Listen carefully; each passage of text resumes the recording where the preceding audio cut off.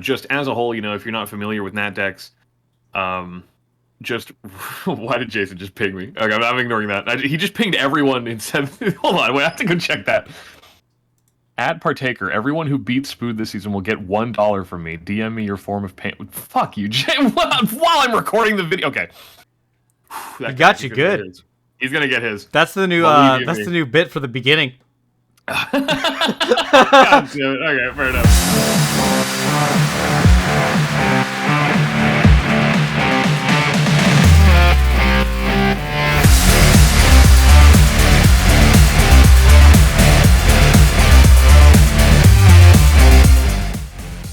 Hello and welcome everybody back to the Double Dip Draft. Double Dip Draft! Let's read!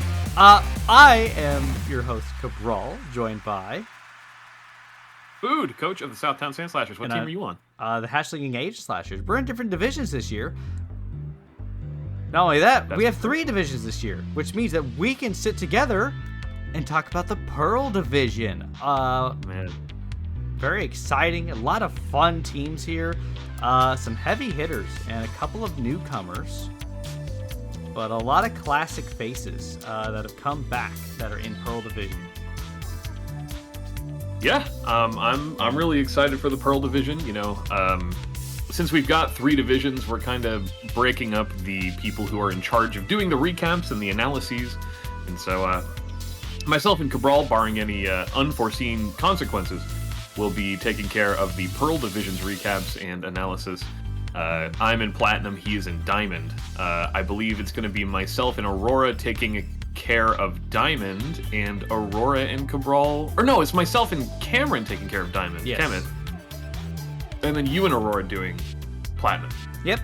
And might have a couple different new hosts now and again appear once in a while. I'm not sure yet. We're not sure yet. For funsies to mix things up, to shake up the waters. Like last season, I had Scoots join in.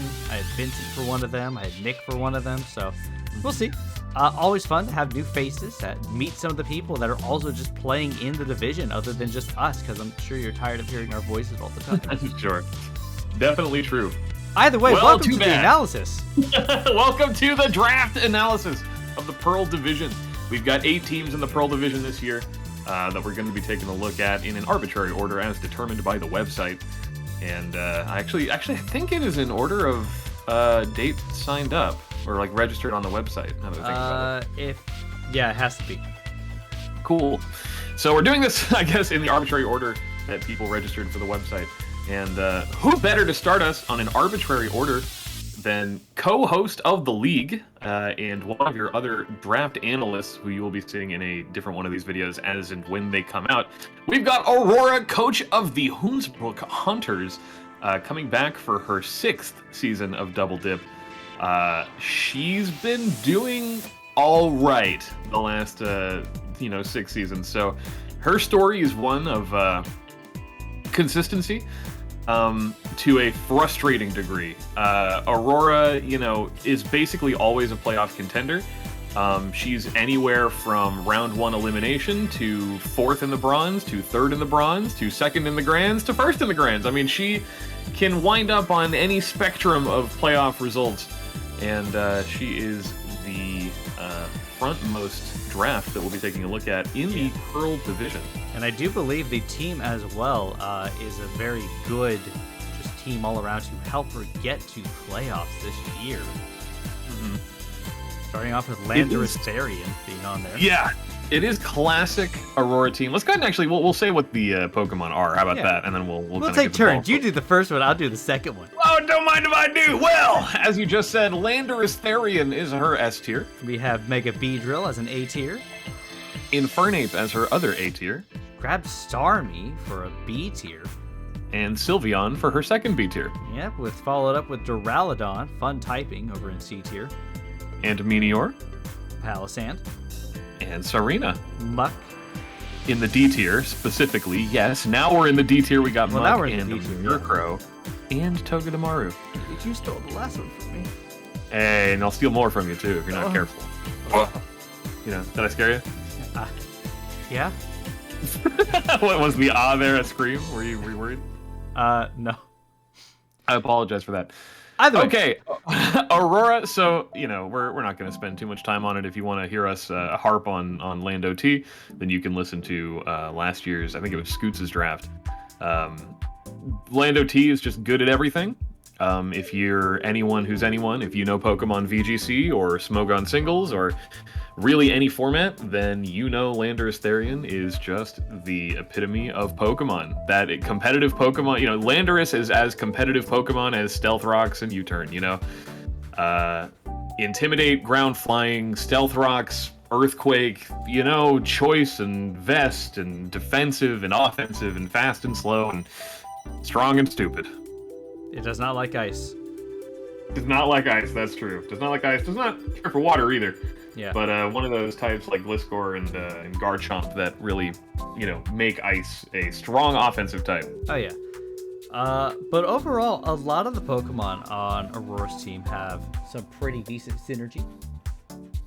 Mm-hmm. Infernape's just really good. Classic lead also gets rocks as well, which we've talked about being a staple. And it hits stupid hard. Yeah, Infernape is kind of a classic sort of Diamond Pearl lead. Access to Stealth Rocks, one of the few Pokemon that gets Vacuum Wave, which is very strong, special fighting type priority move. Great offensive typing, really good speed tier. Other things that are great from that deck that you might not be familiar with if you're more acclimated to Galar decks is Mega Beedrill, which is incredibly fast, incredibly strong, incredibly frail. Mega Beedrill with a stunning 150 base attack and 145 base speed. It's very difficult to deal with, we'll say. Yeah. And Aurora's whole team is kind of about positioning, getting up hazards, getting her bulky stuff in front of other bulky stuff, whittling away the opponent so that she can eventually bring in, maybe a fast Lando, Mega Beedrill, Infernape, depending on the matchup, and just cleaning house with it. Not just that, we also have Prankster on Murkrow down in D tier, and a lot of fun. Murkrow gets quite a few decent moves, if I remember, with Prankster as well, including like Tailwind. What else? Thunderwave, I believe. Thunderwave, yes. Toxic. I think it doesn't get screens. It gets something else. I gotta look it up. Yeah, Murkrow deceptively strong. If you're not familiar, it gets Prankster, which it then loses when it evolves into Honchkrow. Making Murkrow uniquely one of those NFEs that maybe isn't always... Oh, Parasong, wow, yeah. So a lot of interesting priority out of Murkrow, making it a solid D tier. Plus, Psychic Immunity is never a bad thing. Mm-hmm. Aurora now picking up also a different Shell Smasher in Meteor, which is another interesting Nat Dex pick, which some people might not be super familiar with. But it's basically more defensive above half HP, and then when it goes below half HP, kind of like a Zen mode Darmanitan, it form changes, it gets faster, it hits harder, it's weaker. Yeah. So, Meteor, really good Pokemon, really exciting, kind of a low tier Shell Smasher, and you'll always get your money's worth out of those. I don't like C and D tier, Yeah. Just generally, yeah, go ahead. I was just gonna say, overall, though, there's not a ton of bulk, it looks like, on Aurora's team. There's some bulk, but nothing kind of crazy. There's Duraludon, Sylveon's got some nice bulk as well. Palisand, but, Infernape doesn't want to get hit. Mega Beedrill, Lando dies to ice, water. Well, Lando, Aurora's draft as a whole does kind of struggle versus ice. She has a handful of good resist in Starmie and Infernape, but a lot of her even bulky stuff is relatively weak to ice. And the combo of ice and ground especially does run through a lot of even her more defensive picks. Yeah. Even some water as well. Water can be a little scary here and there for Aurora. A few resists, but can also be a little scary if unprepared for. Yeah. I mean, you might even think, this is actually something we discussed during our note-taking for this draft, but Cabral was like, well, Palisand has, water compaction. But the thing about water compaction is that you gotta kind of treat it like Steam Engine from Colossal, which is that, it does incentivize getting hit by water-type moves to some extent, and maybe there's some utility there in some cases, but for the most part, Palisand is going to be, two-shot or one-shot by any water move, even after triggering water compaction, so... She does definitely have kind of a water weakness. Yeah. But I mean, really, you don't even have to think too hard about like type weaknesses and like interactions with her draft. It's more of an archetypal thing where it's just like, I have my fast pivots. I have a decent hazards and good leads to get my hazards up and to keep yours off. And all Aurora really wants to do is just spam like U-turn over and over and over and just hit things a little bit by little bit and getting her strong Pokemon in front of an opponent's Pokemon that's weak and then forcing that one out and then either doubling out or catching it with another pivot until everything is weak enough that Beedrill can clean. Yeah, that's definitely the setup. But overall, Aurora's got a really just fast-hitting team, very fun team as well. I can't wait to see Minior in battle. That's a lot of fun to see. Oh yeah. Duraludon hasn't really had much of a chance to shine in Double Dip yet. I'd love to see it. Yep. We haven't had Megas in such a long time, so I'm excited to see Beedrill maybe perform really well. I think out of an A-tier pick, it's really, really strong. I mean, adaptability, 150 base attack, like Jesus Christ. It also gets Fellstinger, which is a fairly weak bug-type move, but if it does get a kill, it sharply, or not, I think it drastically raises your attack. So by 3 I think it's by 3? Yep, yeah. So, Beedrill, you can pull out some cheeky stuff, and, Aurora has been known to get a little cheeky on occasion. Mm-hmm. So, I don't know. I think that she's got a really good draft. I think the archetypes are there. It's not very gimmicky. There's no, like, weather. There's no terrain. It's all just like, hey, I have, this combination of good Pokemon that do this one, style of play. Yeah. And, like, it's malleable to a certain extent, but it's just really hard to not get bowled down by Mega Beedrill and Landorus. No Mamoswine in this division either, which I think is very helpful for Aurora. Yeah, Aurora being weak to ground and ice, like Mamoswine, Piloswine would be somewhat problematic, but she thankfully does not have to deal with those. Yeah, but overall, a great team. But we should move on to one of our other best friends teams, the Loafville Lanturns, with our coach White Loaf. Lantern. He returned with the milk. So Loafville Lanturns, you might be familiar with, at least to some extent, if you were watching these videos last season from the Crown and Armor divisions. He did some of the Crown division recaps, I believe, with you, right? Yes. And, he used to be definitely like an SSL Double Dip staple. Very good player. Unfortunately, his last 2 seasons in Double Dip were pretty bad. I love Nick, and I think he's a great player, for the record. But he went 2-5 on seasons 3 and 4, and actually sat out last season on season 5. Yeah. But he's returned to roll up his sleeves and get back to work. Maybe try to salvage his Double Dip legacy with a really strong performance. I think he's one of those guys that, like, you can't really pass over. I mean, one of the people he beat in his last season was Vincent, actually, which is a big win, actually, given how, good Vincent is now. He also stole your Jolteon. Well, I wasn't going to take it, but, I think Jolteon's in good hands.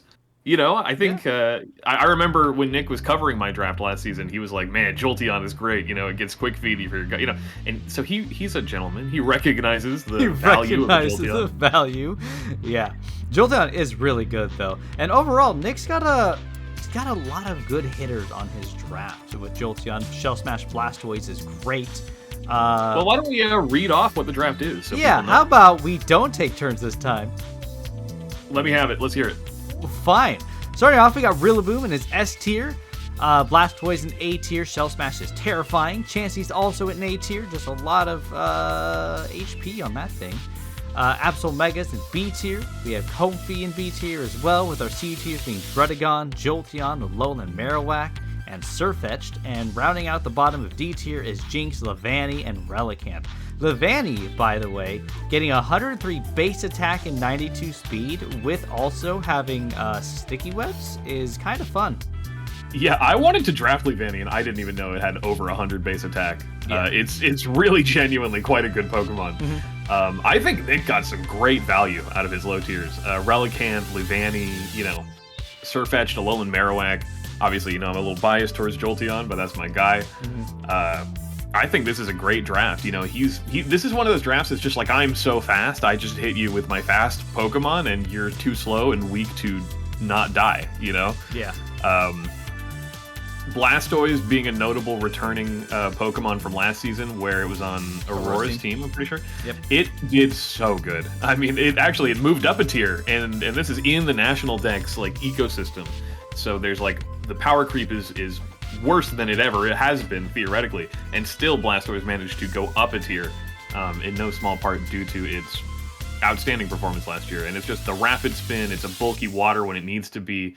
Can hit really hard. It does wind up in Torrent more than you'd think. And, I mean, even with no specific synergies, like, just Blastoise with Shell Smash is just so ridiculous. Yeah.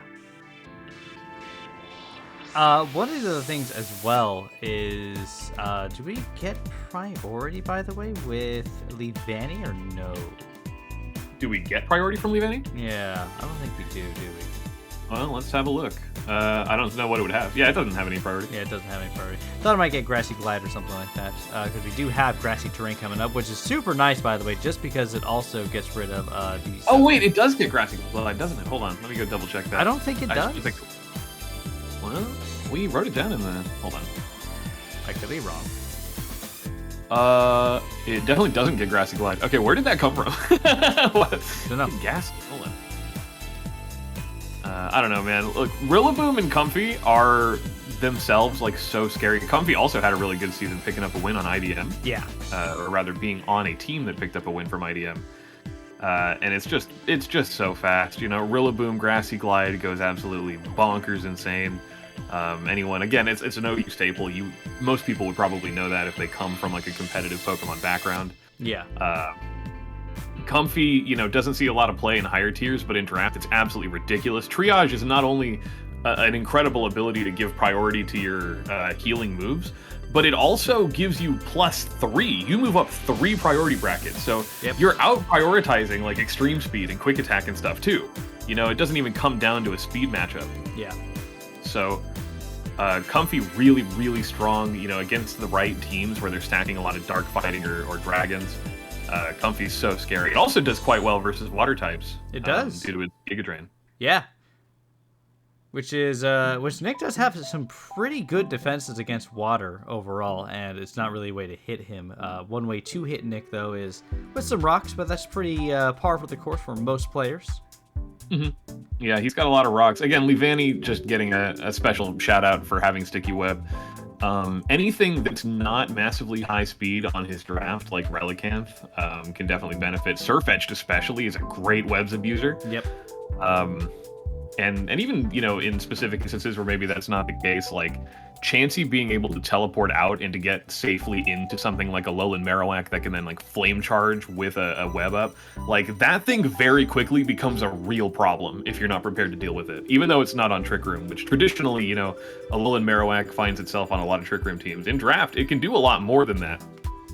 It's even an electric immunity if you need it to be, which is kind of funny. Yeah, it definitely is. One thing that Nick might need to worry about, though, is fairies. With only one resist being a Alolan Marowak, he kind of gets hit hard by fairy types.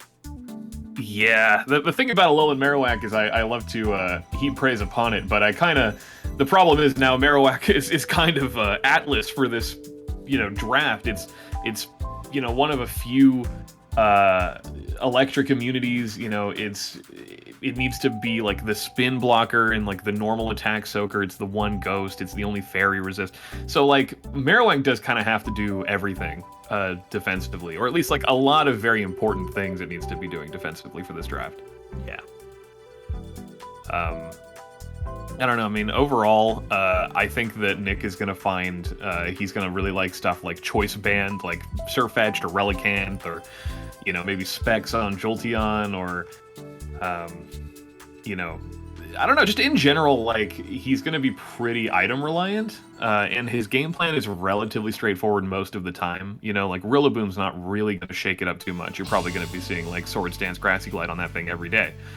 I think the most interesting thing for me is like Mega Absol having access to like Magic Bounce and being generally pretty interesting, pretty tough to cheese with something that you know likes to prankster. Like, you know, I think it would do really well versus something like a Sableye or, you know, other really bulky Megas. Yeah. But with Good that water. said, overall, I think he has a very fun draft. I think that he can definitely... He's got a lot of variety he can play with. He has answers for different things, and I think he'll make it work really well. Yeah, I totally agree. I think he's gonna, I think this draft looks tight. I get the idea behind it. I think he's covered his bases pretty well. And I think he's looking to come back and have a bit of a better season than the last few he's had. I believe in his ability. You know who else I believe in? Do you believe in Firebolt like I do? Of the Minnesota Magikarps, you're damn right I do. I love Firebolt. That's One of my our guy. 4 Minnesota teams this year. We don't have 4. Well, I guess we have 4 players for Minnesota this year. No, but we not have the 4 we have the Minneapolis Magnezones, we have the Minnesota Yeah. Jinx, the Minnesota Magikarps, and the what was another one too? There's not a 4th one. That's what I'm saying. Is there not a 4th one? I thought there was. No, Milo is Canadian Cottonies. Oh, that's right. I said Basically there's Minnesota 4. though. That's just like northern Minnesota. So we have Minneapolis Marinis in the past who's sitting at. That's and what it there's is. Also, yeah, but he's not playing this time. That's fair. But Firebolt, that's my guy. Unfortunately, he also came off of a fairly lackluster performance last season where he gambled pretty hard and kind of lost on the gamble. He was running a Sandvale Garchomp team, and he did get one very important, proc on it, so it did work to an extent, but it just kind of didn't stand up to most teams very consistently, and unfortunately, he ended, I think, 1-6, right? He Either did. that or 2-5. 1-6. So pretty bad showing from Firebolt last season, and he's great. He's been all the way up in top 4 before, so he's capable of making the deep run. Oh, definitely is. He's a good player. Yeah, he's got upsets on Scoots and IDM. Yeah. So, Which few he's people got it. have upsets on IDM. That's true. That's absolutely true. But what's he running this season? He ran Garchomp last season, but what's there right now? Well, he is running Tapu Lele as his S tier, which again actually keeps having very good seasons in Double Dip consistently. His A tier is Mega Aerodactyl coupled with Blissey. His B tiers are Gastrodon and Crocodile. His C tiers are Glastrier, Alolan Raichu, Roserade, and Turtonator.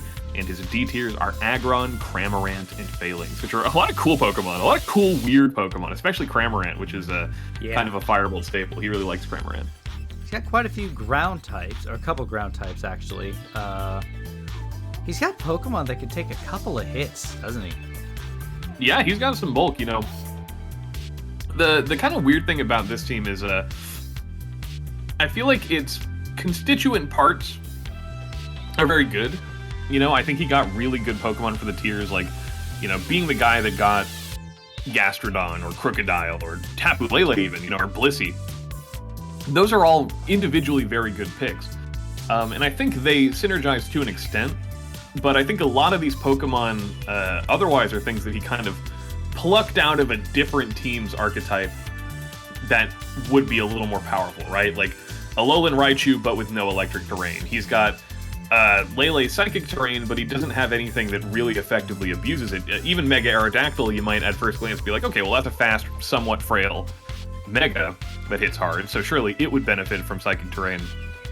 Problem with that being that since it's an airborne Pokemon, it is not actually immune to priority.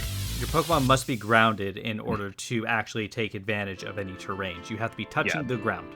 The one you're aiming at, yeah. So, and we did test this, so I can tell you for sure, Mega Aerodactyl doesn't massively synergize with Tapu Lele. And same deal, right? Like Glastrier would do really well on Trick Room, there's no Trick Room. Alolan Raichu would do great under that terrain's not there. Psychic Terrain doesn't really benefit anything here that much. That having been said, though, again, he has good picks. Glastrier doesn't have to be in Trick Room to be threatening. Alolan Raichu is still a fast electric pivot, which, makes it really useful. So it's basically a team that plucked half of a bunch of different really good cores and put them all on a team together where they're all pretty okay. Yeah. With that being said, still, his type coverage is pretty decent overall. A couple of ground weaknesses, but he's got a couple of immunities to that, which is not bad at all. There's no Zygarde in this division either to hit him in the air, so... That's true. He, all around, has some great steel coverage, some good water coverage. His electric coverage is stunning. Oh, yeah. He's... and there still is like thought clearly put into this, right? Like yeah. his priority is very weak, but he doesn't get to have priority because of his psychic terrain, right? So like, why would you draft a good priority user in that case? You know, like he was clearly thinking in terms of like, okay, how do the pieces not fit together? And he built the puzzle in a way that everything does fit. It's all there. And it can definitely do well, but it's not like excelling at anything. I think it's good at a lot of stuff, but it doesn't. It's not one of the scarier drafts when you're like looking at it from team building. Like, okay, I just have to figure out how to beat these Pokemon on their own instead of as a combination. So I don't know. I mean, I think it's going to be on Firebolt to get creative against teams. Like if he goes up against like a really strong weather team or something, he doesn't have any. There's actually no weather in this division. There. Well, sure, yeah, but I mean, come on, he's going to get to playoffs, right? You're right. Yeah, you got to believe. Look, here's the thing, right? When you're playing, you know, you got to be ready to deal with that stuff. And what I'm saying is, you know, he doesn't have anything that's like great under weather or great under terrain. Like he doesn't have any synergies that are super oppressive. So he has to get creative versus teams that do have those really oppressive synergies. And there are a couple of them in this division that are really scary with very obvious combinations like that. Yeah. But all around, he has a pretty good team still. I like. Yeah, I mean his game plan very similar to White Loaf. You know, he's going to want to get in Blissey and teleport into something that can do damage to what's in front of him, and in cases where he can't do that, pivot around until he can. Yeah. So I don't know. Firebolt's that guy. I think he's a good player. He's definitely looking to have a stronger season than last season. I think a lot of people might be underestimating the power of Firebolt. And, if you don't come correct, this is a team that can definitely knock you off your feet. Yeah, Aggron and Lele, by the way, very fun pairing. Yeah, very cool. You know, Aggron quad weak to fighting, Lele quad resistant to fighting.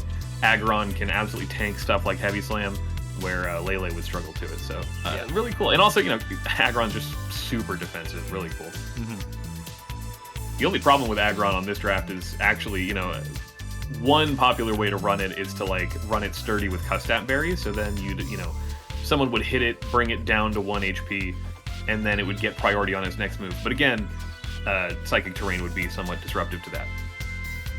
Yeah. But I believe in Firebolt. I do as well. I'm looking forward to a great Firebolt season this year. Mm-hmm. I think it'll be a lot of fun to watch. You know who else is going to be fun to watch? Do tell. Vincent, Spookman of the Heerlen Hawluchas. It is Heerlen Hawluchas. It's not Heerlen. Well, apologies for mispronouncing things. I don't speak the language. I'm just saying it's not even spelled that way. It's Heerlen. It's not Heerlen. I don't know. I've just my brain does things different. Why do you think I say what's that one Pokemon that I say Ampharos. Deontay? I do say Deontay, that's true. No, I don't know about that.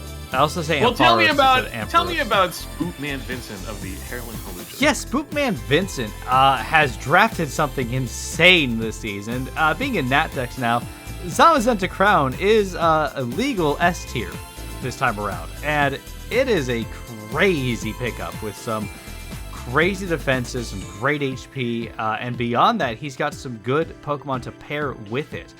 Moltres in A tier is a stunning pick, as well as Aurora, also in the same tier. Followed by Gardevoir and Mega Sceptile in B tier, as well as Drapion and Frostlass in C tier with Lantern. Miltank, Ferroseed, Golbat, and Mr. Mime Gala round out the bottom at D tier, and he's got a... Miltank is C tier. Sorry, bud. Oh, is it C tier? Sorry, my bad. Yeah. My eyes blurred for a second. He started fucking phasing out. Yeah. Yeah, so Zamazenta Crown being one of the more questionable unbans this season, in my opinion, but it's really good. It has been suspect tested in OU before. It is very weak in Ubers, but obviously, it is just stat barf. I mean, just look at this thing. It's ridiculous how strong it is on all fronts. And I think in draft has the potential to be very suffocating to other teams. Mm-hmm. And Vincent very cleverly grabbed its own, or one of its best counters, or would-be checks in Moltres. Yeah. And other things that Zamazenta struggles with a bit are like bulky waters, and you see there we've got Zero Aura on deck. So Lantern also there for any water absorb potentially. he's very clever. I mean, the thing about Vincent is like, ever since he started playing in Season 3, he's just out of the gate been an incredibly strong player, and he's only getting stronger every season. He's had some pretty rotten playoff luck up to this point, and looking at his draft this season, I have a hard time thinking of how he loses matches, you know? The real kicker for me is Zamazenta is so powerful and so well covered by the other things that he's picked up that getting through Zamazenta, yeah, it would cripple his team to the point where it would be pretty, you know, I would say relatively easy to knock it down from like the lower tiers, because it's a lot of very supportive, not very individually threatening Pokemon. But for Zamazenta Crowned, like, killing it is the problem. Yeah. Draft is redonkulous. It is very redonkulous. And even then, without Zamazenta Crown, Moltres and Zero Aura just hit really hard as well. Gardevoir fun typing comes in and also just takes a few hits and then dishes back out any fairy or psychic move coverage that Vincent needs. Yeah, I mean, every angle that you break down this draft from, it's like Zamazenta does this thing, and anything it can't do, it's covered for, and anything it can do is pushed so hard. Like, you know, Vincent's lower tiers, you know, there's a lot of not fully evolved Pokemon. You've got Golbat, Ferroseed, you know, Galarian Mr. Mime. And while not all of these are necessarily going to be running Eviolite every time, you know, there's an inherent risk to running not fully evolved Pokemon that you'll just take a knock and they'll be garbage. But you know what does not take a knock is Zamazenta Crown, which comes in, you know, massively resistant to it, and then also has a +1 defense, and also you don't even get to knock off the crown because you can't do that. So it comes in, takes 2% from any knock, so it heavily discourages people from wanting to spam it on something like Moltres, which then maybe will have its boots, you know, a little safer by extension, or Eviolites will remain on the Pokemon because knock is so much harder to spam. Yeah, with U-Turn, he's got some fun momentum. After that, also Volt Switch with Lantern, Zero Aura, Golbat, and Moltres for getting U-Turn, Gardevoir, Teleport. He's got some fun, like, momentum, be able to move around and switch whenever he needs to. Overall, really well put together draft, and of course, Spookman being a playoff contender, I think, every season that he's been here. Absolutely, yeah. I mean, he's been in playoffs every single season since he started playing. You know, and it's he only, you know, he's very consistent. He very rarely loses to people outside of like the absolute upper echelon of like double dip talent. You know, his week 1 is going to be versus Aurora too, which is going to be so exciting to watch because they're kind of the two titans of that division. But just, I mean, as a whole, like, the thing is, all roads on Vincent's draft lead back to Zamazenta. It's like, well, maybe Zamazenta struggles a bit to hazards, or not hazards, excuse me, to status, right? Like, someone comes in and burns it with, like, Priority Will-O-Wisp or Thunderwave, paralyzes it. Well, he's got, like, 3 Heal Bell users and 2 Healing Wish users. Yep. You know? He can bring that thing back up, you know, very consistently, even though obviously it can't heal on its own, can't run leftovers or anything. It's just going to be so hard to whittle it down and keep it weak because his team is just built to defend Zamazenta. You know, VIP, protect the president. Zamazenta comes in and wins games, and everything else here is to make Zamazenta win games. Yeah, 100% agree. So overall, he's just got some good type coverage as well. A little bit of ground weakness, but nothing crazy. Rock weakness, but again, par for the course. Yeah, most drafts are going to end up running into some rock weakness. Not a lot of great Pokemon resist rock. Yeah. Yeah, I mean, but you know who does have some good rock coverage this season? Well, let's hear about who has some good rock coverage this season.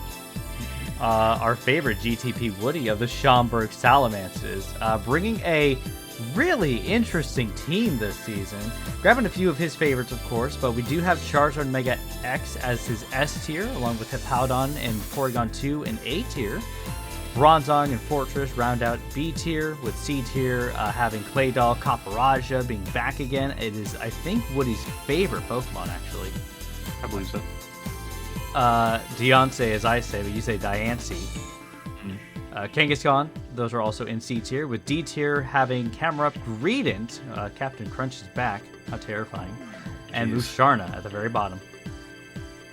Yeah. What does this team scream to you in 2 words? Drowning. That's 1 word, and it's not Trick A Room. lot. Drowning a lot. That's 3 words. Crap. Give me one more chance. I swear I'll get it. All right, let's hear it. Trick Room. Hey, look, there it is. Look, he's got Porygon 2, an incredible Trick Room. He's got a couple of other, semi-strong Trick Roomers in the back. Yep. And he doesn't actually have the best Pokemon at abusing Trick Room. He didn't get a Alolan Marowak or anything like that. But he does have Camerupt and Copperajah, which do genuinely very good. Even Hippowdon. Greedent as well. Very good, yeah. Greedent, well, I would require Greedent to be a good Pokemon. To make Hey, it that's good under fair. Trick Room. Hey, you know what? Your brother ran that thing into the ground and made it work. The thing is, we're gonna see just how good Greedent is this season, all right? Because in a skilled trainer's hands, we've seen that Greedent can actually excel. Greedent has done great things in the last season of the draft. This season, it's on Woody's team, and it can totally still be good. But I would assume that Greedent didn't really perform. It was more Kenneth performing through Greedent. Impossible. Like some Pokemon, like Dragapult, will just perform well no matter who touches them, right? Like, sometimes Dragapult or, like, Megalopunny or whatever will just win you games, because that's the Pokemon. Greedent is not one of those Pokemon. Greedent is a Pokemon that you have to supplant your brain into, like that episode of SpongeBob where he goes and works at the Chum Bucket. It's, Yeah? you know what I mean? Yeah! I got I'm good at similes, analogies. Yeah, those are definitely really good. Yeah, one of the biggest issues, though, with Woody's team, Trick Room's great. He can take a lot of advantage of it. He does have some heavy hitters. He cannot take a water hit with no resistances or immunities. Woody will be drowning with water if he's not prepared for it. 4 weaknesses, 0 resists, 0 immunities. He gets totally torn up by water. And it sucks because water is, I believe, the most common type. It is. It's also one of the most powerful types, too. Yeah, it's very consistent. Everyone here has, some kind of good water We have a coverage. mono water team this year. There's thank God he's not skillless division, man, because that mono water team would be a real problem. Yeah. Yeah, Woody, his draft is, I think it's his best draft he's ever had, but it still definitely has some weaknesses. But at least he's kind of playing into an archetype and saying, like, okay, I'm going to commit hard on, like, doing Trick Room and just, like, hitting really hard with really slow Pokemon and forcing people to play the speed game my way instead of their way. If he loses the opportunity to get in Trick Roomers or underspeed things to hit hard, his draft kind of morphs into this weird semi-stall where he's just trying to rack up hazards damage over a long period of time and not die, with things like Greedent and Diancie coming in. Yeah, with about 7 of his Pokemon getting Stealth Rock, it's pretty nice to have. He can play a little stall. He probably can do some buff-ups to get his defenses up with his Steel types to counter some water. He's got to watch out for Scald, though, because I think that's probably going to be the most damaging thing to him. Does he have Clerics? He has a couple Clerics. A couple Clerics, yeah. Here's the thing about this team that to me, it's firing off some neurons in my brain. So he does have a lot of rockers, but he's actually, in the event, again, that he doesn't get his Trick Room off, or he has a hard time consistently forcing things out with Trick Room, he needs to play stall and he needs to force switches, and he needs Forretress's spikes to do that effectively. And the problem is that he has no knockoff users, no corrosive gas users, which means heavy-duty boots. If you're actually worried about that, he doesn't have a way to remove them. Yeah. Meaning that he can't effectively force those switches in a stall scenario, so he has to really double, triple, quadruple down into Trick Room every single week, basically. Yeah. But on the opposite side of that, sure, the water weakness is apparent and really bad. However, once you leave that, rock, psychic, poison, normal, steel, grass, electric, fairy, dragon, bug, flying, he resists them all. Once you get outside of that water aspect, there's not a lot of types that really hurt Woody, with the exception of some ground here and there. But overall, he's pretty solid against everything else. Yeah, his type matchups are very lopsided. He is definitely weak to water, and that sucks. And having the dark fighting ground weaknesses also sucks. But let's not pretend it's not coming with a benefit. He has so many incredibly resistant types, or his team is incredibly resistant to so many types. Yeah. That even though he has a couple of glaring weaknesses, like, man, the almost like across the board, like +3, +4 matchup spread. Mm-hmm. I don't know, if you're not ready for it, this is a draft that could gobble you up. Yeah, and if Woody makes a way to work around his water weakness, it could be pretty scary. Yeah, for sure. Good on you, Woody. You did it. You made Woody. a draft, and genuinely, you know what? I feel like the cogs were turning. I feel like he has a chance to maybe have his best season yet. Yeah, I'm excited to see. But yeah, not as excited to see my rival. Okay. The Minneapolis Magnezones, coached by Inimitable Mass, is back for his 3rd season. And he has been consistently improving. Mm-hmm. His last couple of seasons, I believe he went 2-5, and then he went 3-4. Nope, season. he went 1-6 and 3-4. Oh, he went 1-6? My God, he went 1-6 and then 3-4. Yep.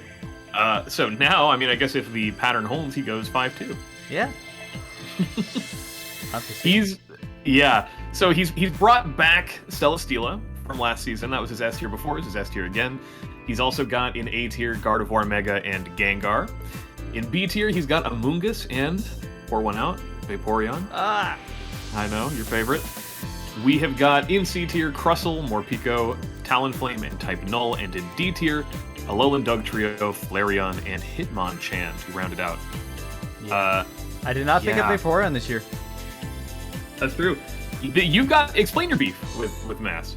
So, well, from previous season, last season, Mass and I were the final 2 for contending for playoffs. And literally, it was down to a match between us. If he won, he got to go. If I won, I got to go to playoffs. Mass needed to ensure that he beat Kenneth the previous week, and he did.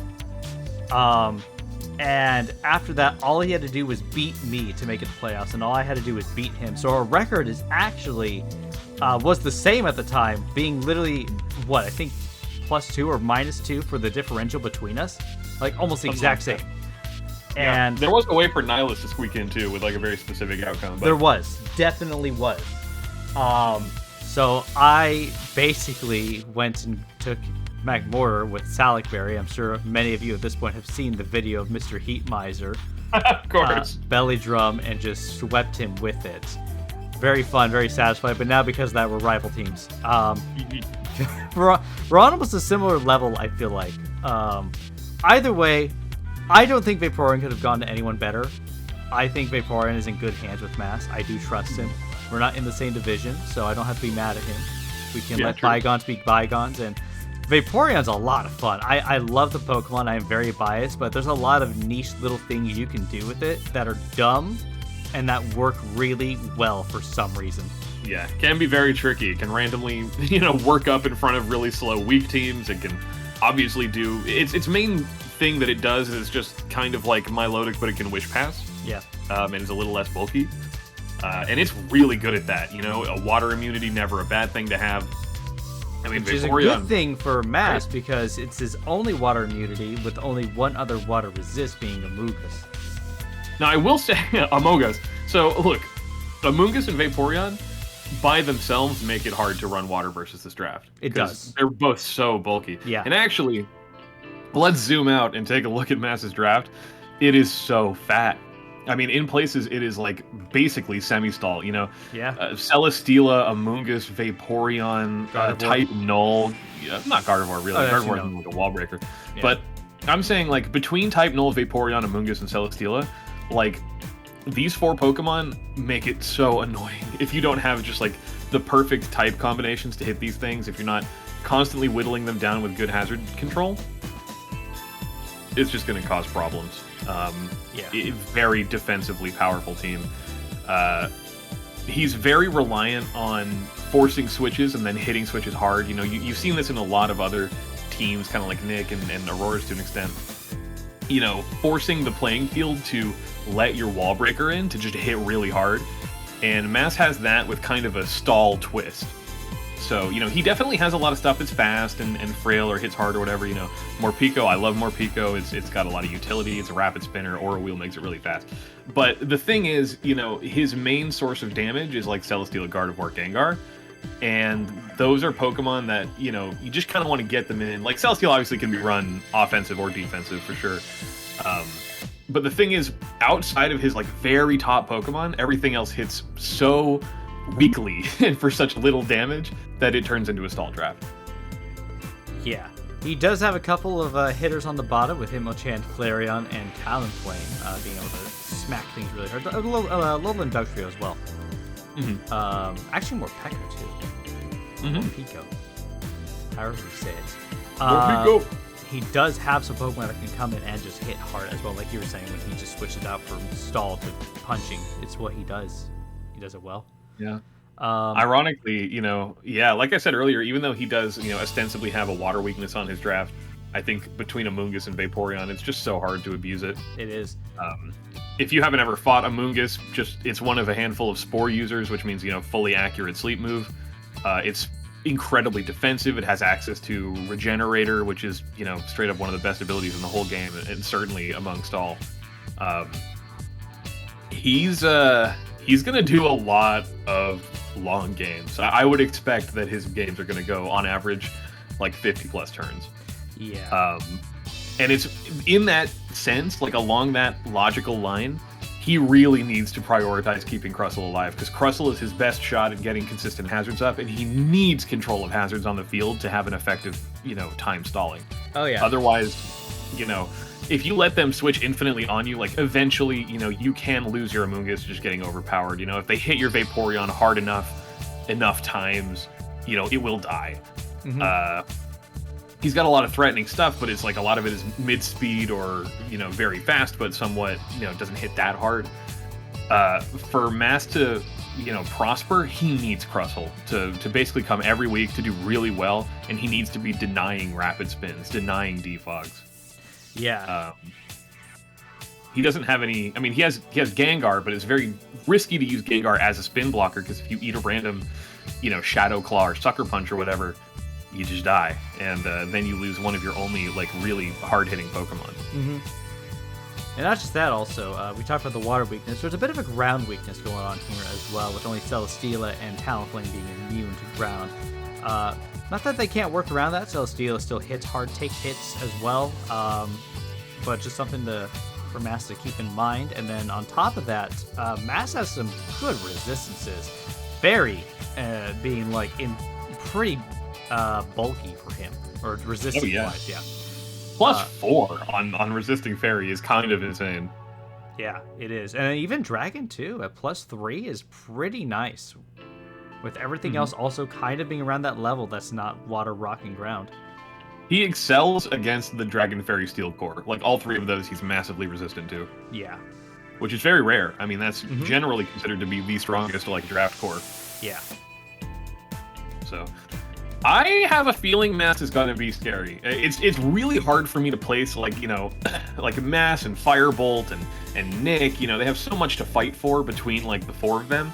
And all of their drafts have, like, some upsides and some downsides. And I don't know. I just think it's going to be so exciting. I think this whole division is going to be bonkers. Yeah, what else is bonkers? Tell me, what else is bonkers? One of our new teams this year, the Jobbin Wobbufetts. All right. Look, we've got two brand new players, brand spanking new to Double Dip, and this is one of them. Our friend Doodled, associate of ours. You may have heard his silky smooth voice on the Dippies video last season. And he's joining us for playing. First ever season of Pokemon. Yeah, he does not. He has a very small background in playing like Pokemon Smowdown. He entered like 1 or 2 way back in the day and ran like Metronome meme teams. But he's in the draft, and he drafted, well, if you've been playing with us for a while, this actually might give you some deja vu. Why don't you walk me through it? Sure thing. At the top, we've got a Dragapult in S tier, followed by Clefable and Rotom Wash for his A's. Donphan and Mandibuzz, some good bulky Pokemon right there in his B tier. For C's, we got Delphox, Scavalier, Pangoro, and Scrafty. Rounding out the bottom of D tier, we got Maractus, Marini, and Stunfisk Galar. If you were paying attention last season, you might be like, wait, Dragapult? Clefable, Rotom Scavalier, Rotom Wash. Is this Chemist Draft again? Yeah. And it is, for the most part, completely on accident. Doodle just lined up and basically picked like half of Chemist's team from last season. And it was a strong team then, and it's a strong team now. I mean, Dragapult, Clefable, Rotom Wash, Mandibuzz, that's an OU team. You know, that's just genuinely a strong team that's hard to deal with on its own. And in draft, when your options are so much more limited, where you're not fighting something like a Lando T every game, it's going to be crazy. I mean, what is there to be said about Dragapult that hasn't already been said? It's fast, it hits hard, can be physical, can be special, can set up, can be choice. You know, Infiltrator is stunning. So fast. Yeah, Infiltrator is great. Clear Body, also genuinely a great ability too. Prevents it from being intimidated, prevents it from being webbed. It's just so good, man. Dragapult's just so good. And you know what else is so good? It's Clefable, bro. Clefable's been good since 1996. Yeah. It has always been great, and it's still holding its own in OU. And being able to, like, OU is very standard to have, like, Magic Guard, Calm Mind, you know, to force people out to, you know, come in and not worry about being toxic or being worn down by spikes, always being able to live those damage thresholds. But then also having access to Unaware, which is so much more valuable in draft, where setup sweeping, depending on the matchup, is so much more viable and common. It's just so good. Yeah. It's just so good. You know what else is really good? Let's hear it. His type coverage is stunning. It's really good, actually. Overall, there's not a lot of ways to hit him. He does have a bit of a flying weakness, but like other than that, he's got some good coverage for resisting a bunch of different types. I mean, it's hard to find flying coverage in general. You know, not a lot of good Pokemon are running like offensive flying type moves. And so to look at this draft, you know, like we said before, for example, like a lot of people will struggle with having rock resist. He's +2 against rock. Yeah. You know, he's +5 against psychic. Yeah. You know, in a division with Tapu Lele. You know, +4 against steel. We got Aggron in here as well. Oh yeah, I mean he's got a fucking ridiculous matchup spread. You know, it's kind of a similar, you know, logical train to me to like Fireball's draft, where it's like there's not really any gimmicks, no frills, no like specific synergistic cores that are like, oh, here's my terrain and its abuser, my weather and its abuser. This is just a bunch of really good Pokemon, and I love you, Firebolt. I think the synergy in terms of archetypal play is so much better here. You know, I just think that the Pokemon overall, like, what Firebolt has is a lot of Pokemon that are stronger individually, but maybe not as holistically strong as a team. This is the opposite. Like, you know, maybe Dragapult or Clefable aren't going to be sweeping whole teams alone, like maybe some of Firebolt's picks can. But as a unit, like Rotom Wash, Clefable, Mandibuzz, Escavalier, Dragapult, like that is a team. That's a whole team that can do really good in almost all situations. Yeah, it definitely is. We do have a little bit of overlap with Scrafty and Pangoro, but they hit things differently. Yeah, I know that Doodle's been trying to trade away Pangoro. Right now, they are both, you know, offensive, mid-speed, fighting dark types, you know, and like that's cool. And they're not the same, you know. Scrafty, like the abilities are different. You know, Pangoro, generally you'll see it coming in and running like a choice item, and because it can come in and like it's scrappy, so like it can close combat on anything or whatever, or it'll mold breaker, so it can earthquake opposing Rotoms. And then you've got Scrafty, which comes in and likes to Dragon Dance and then either shed skin if people try to status it, or gets Moxie, like snowballing up as it gets kills, or even, you know, as kind of a weird, crappy, slow Intimidator. Like, all of those options are good. So they have a similar niche, but they do have their own utility when it really comes down to the nitty-gritty. Yeah, they definitely do. One of the things he also has, by the way, is that 8 of his Pokemon all have knockoff. Yeah, true. I hope you don't like having items, because not against Doodled. Yeah, not against Doodled. Clefable also being a very good cleric. Yeah, Clef is good at anything. You know, Clef is, I think, probably the best teleporter in the game. You know, incredible cleric. You know, it can take hits, it can do great damage, it can set up, it can do anything. The thing about this guy's draft is just, I do damage to your whole team, little bit, like, you know, chip it there, nick it here, just barely cracking down over a long period of time, and then before you know it, your team just loses to Dragon Ball. Yeah. You know, that's kind of the idea, is that you wear them down, you know, spike them around, put your rocks up, you know, get damage on your important targets, and then all of a sudden, Dragapult just comes in, Dragon Dances once kills. Or Dragapult comes in, starts dropping specs, you know, Shadow Balls, and it kills everything. Yeah. This draft, it's, you know, I wrote down in the notes specifically, a rare jack of all trades that does not sacrifice strength for coverage. It's good at so many things, and it's not really weak at anything. Yeah. One thing he kind of is missing, Rotom Wash is great and does hit with Hydro Pump, but that is his only stab water move other than Marini, but Marini's not there to really hit things. Yeah, Marini's not going to... So he doesn't have a lot of, like, offensive water, which a lot of this draft, this division seems to be taking water hits pretty hard. Yeah, true. But, you know, you can't really factor in for other people. No, you definitely can't, yeah. Really, you know. But I think, and you know what? Rodent can totally do it. Rodent can come in, drop a nasty plot, and just start blasting. And you know what? It's immune to webs, too. So, like, versus other teams where maybe, like, 86 speed doesn't seem that good. Well, a lot of the teams in this division are mid to low speeds that rely on sticky webs, which Rotom Wash is immune to. Yep. Which is great. So, Rotom Wash is a good Pokemon.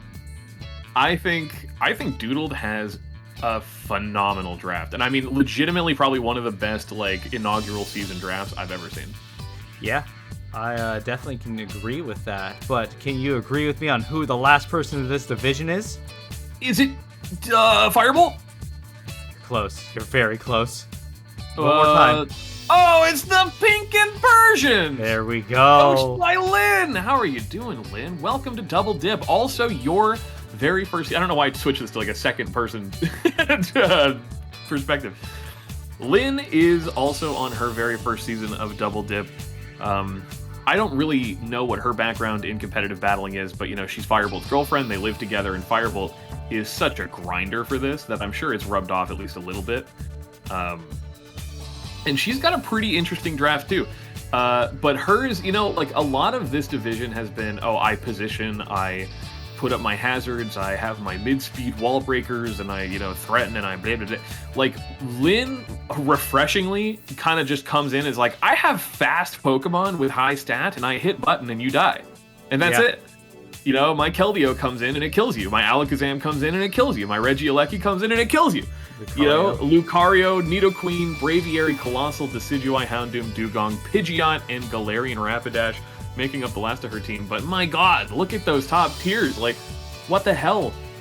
You know, the combined speed stat of her top 3 Pokemon is like 430. Yeah. You know, it's ridiculous. It's really insane. And even that, you know, you can do the same thing almost with the bottom 4 Pokemon as well. Getting to near 300 with Houndoom, Pidgeot, and Rapidash Galar. I know. It's genuinely, I just, her draft is, it's just, it's almost like funny the way that it's just like, I go fast, I hit the button, I kill you, you know? Yeah.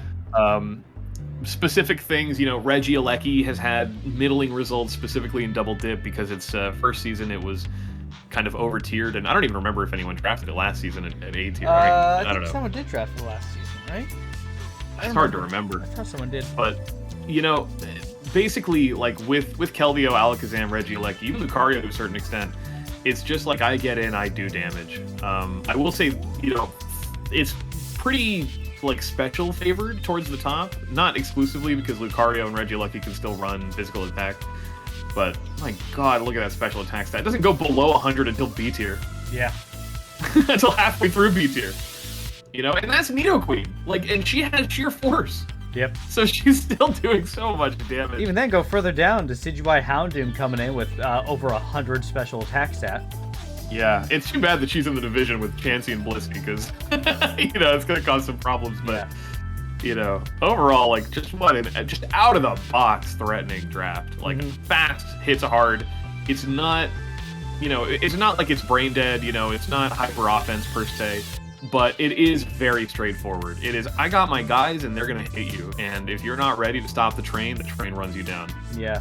One of the things about that train, though, is there's not a lot of medicine on it. Not a lot of clerics going on this team. With Healing Witch from Rapidash Galar, but that's about it for any clerics going on. Yeah, there's a bit of frailty that could become an issue. Usually comes with the nature, though. Fast Pokemon usually are frail. They break their leg real quickly when they trip. That's true. Unfortunately for Lynn, this division also has like one of the only fast and bulky Pokemon in Zamazenta. That is very true. I don't know, man. I just give me some wisdom. We do get a decent amount of momentum, though. Flip turn, teleport, U-turns all over the place here. Volt Switch is great with Regieleki. A couple knockers, which is fine. Plenty defogs. Does get spikes and rocks with Nidoqueen and Colossal. Some decent coverage type-wise, but nothing... Got a bit of rock and ground weakness going on, as well as electric, with only one immunity and a couple resists.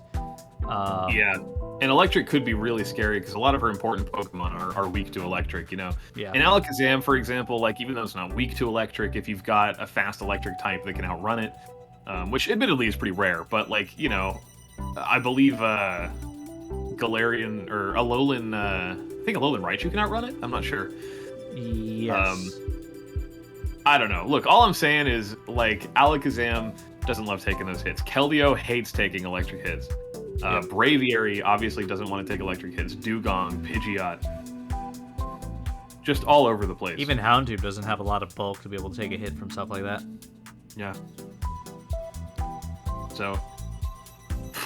Yeah, I just genuinely feel like there's not a ton to say about Lynn's draft, but that is not a bad thing. Like, it really is just like, I show up and I hit you, and, like, Lynn is going to dictate, I think, the pace of her matches more than anyone else in this division, just based on her draft itself, because you come into the Lynn draft and you say, how do I stop the train?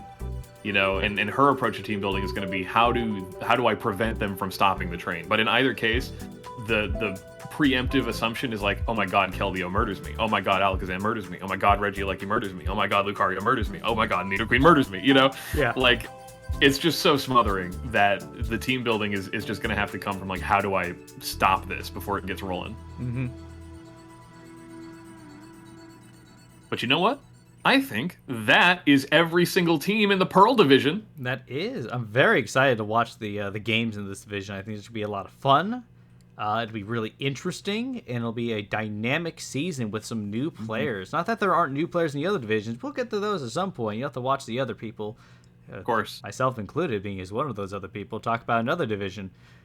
Yeah. What do you have any particular matches you're excited to see out of this division? I think Mass is going to have some fun matches this year. I look forward to seeing what he does with Vaporeon. Doodled as well, actually. I'm looking forward to seeing what he does with that team. Yeah. I think the thing about this division is I feel like the playoff spots, like Aurora and Vincent are kind of in their own tier, hovering above everyone else. But then in that sort of middling tier, it kind of goes down. Like, in the sense that I think any combination of two from, like, the middle, like, 4 players could probably move on. Yeah. And I think that's super interesting. I love when a division looks like that, because I could not, like, looking at the actual team here, I couldn't tell you who the 4 or who advanced are. Yeah. And that's pretty rare for me. I guess we'll have to wait and find out, but that'll have to do it for this time on the analysis with the Pearl division. We'll be back to recap some of the matches that we have later this week. That's right. If you don't mind, go ahead and check out the companion videos to this one, breaking down the drafts for the Diamond and Platinum divisions. You can join, again, it's going to be Cabral and Aurora breaking down Diamond, and myself and Kenneth breaking down Diamond, and Aurora and Cabral breaking down Platinum, right? Yeah, which, by the way, the other divisions are crazy looking. Gonna be absolutely bonkers, but we're looking forward to seeing you back. Thank you for joining me today, Cabral. And thank you for joining me very today. Much for watching. Why don't you sign us off? How? I don't know, say something like smart and, exciting. Not smart or exciting. But thank you for joining us. We look forward to seeing you in the next set of videos. Take care. Have a wonderful season. We look forward to watching all of your matches and judging you. Cell phone. Cell phone.